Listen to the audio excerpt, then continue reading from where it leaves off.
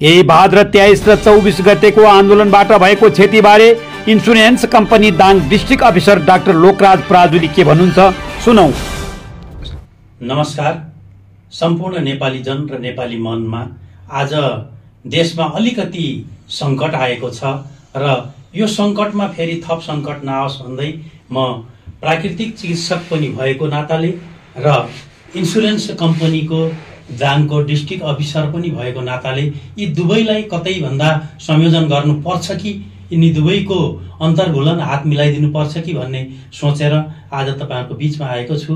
र अहिले साना साना बालबालिका स्कुलमा जाँदा अथवा आउँदा उनीहरूको संवाद सुन्दा उहाँहरू डराइरहनु भएको छ र एउटा संवादले मलाई छोयो र त्यही संवादको मैले दुईवटा साना बच्चाहरू, एउटा 10 कक्षामा पढ्ने, एउटा सानो छ, एउटा बिचौलिया बीचको उमेरकोले के भने त भन्दाखेरि, दादा तिमी त अब 12 पास गरेर विदेश जान्छौ होला, हामी त यो देशमा कसरी बस्ने हो।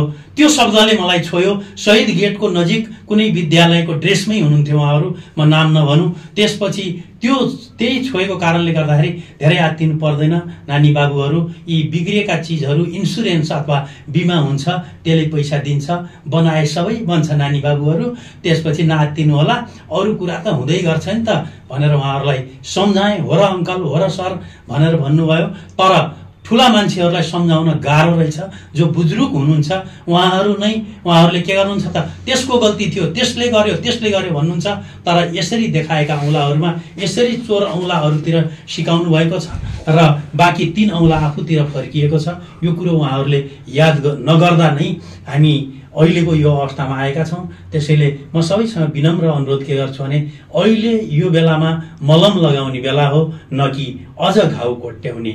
यति भने मनोवैज्ञानिक रूपमा अप्ठ्यारो नपरोस्। अर्कोतिर मलम लगाउनमा धेरै जसो संरचनाहरू इन्सुरेन्स अर्थात् बिमा छ र बिमाले पैसा कहाँबाट दिन्छ भन्ने कुरा सधैँ बिमाले लिन्छ, तर अप्ठ्यारो परेको बेलामा बिमाले दिन्छ।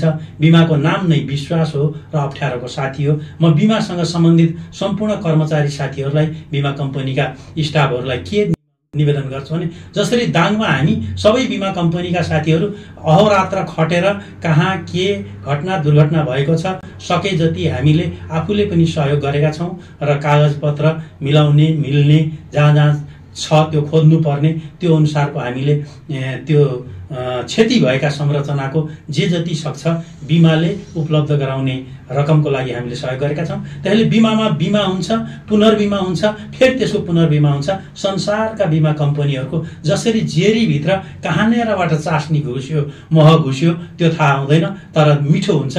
त्यस्तै बिमा कम्पनीको पनि संसारभरिबाट उठाएको पैसाले एक ठाउँ अप्ठ्यारो पर्दा त्यहाँ दिन्छ।